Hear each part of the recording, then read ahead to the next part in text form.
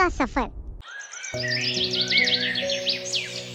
मधुपुर गांव में राघव नामक एक गरीब किसान अपनी पत्नी नर्मदा और बेटे अमन के साथ रहता था।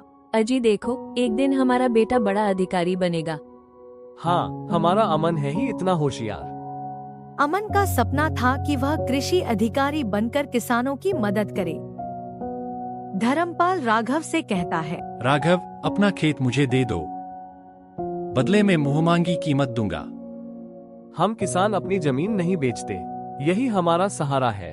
धर्मपाल राघव की बात से गुस्सा हो जाता है। राघव मंडी जा रहा था, अचानक बैलगाड़ी ने टक्कर मार दी।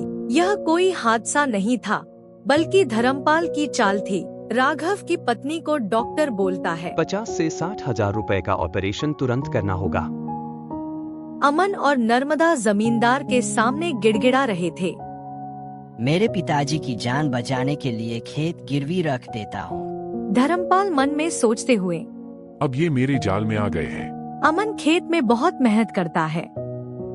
अचानक बारिश होने लगी।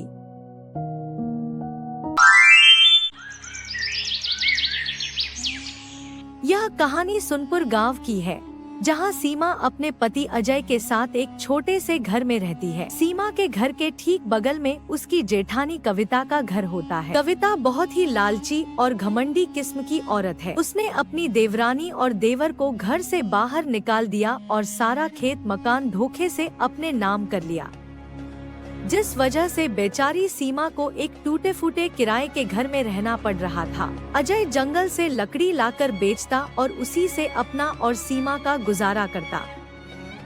चलो आज के लिए इतनी लकड़ी काफी है, जल्दी से घर जाता हूँ। शाम ढलने को है, यहाँ जंगली जानवर आ सकते हैं। कुछ ही देर बाद शाम ढल जाती है। सीमा, ओ सीमा, कहाँ हो तुम? अगर खाना बन गया हो तो जल्दी से लगा दो, कल सुबह जल्दी जागना होगा। लकड़ियाँ बेचकर मुझे फिर जंगल भी जाना है। अजय जरा सुनो, आटा, चावल, दाल सब कुछ खत्म हो चुका है। घर में बस थोड़ा सा आटा बचा हुआ था। मैंने आपके लिए 2 रोटी सेक दी है, आप नमक प्याज के साथ खा लो। सीमा, तुमने 2 रोटी सेंकी है और दोनों मुझे दे दी, तो तुम क्या खाओगी? आप मेरी चिंता ना करें, मैं पानी पीकर सो जाऊंगी। आपको तो जंगल में जाकर खड़ी मेहनत करनी पड़ती है।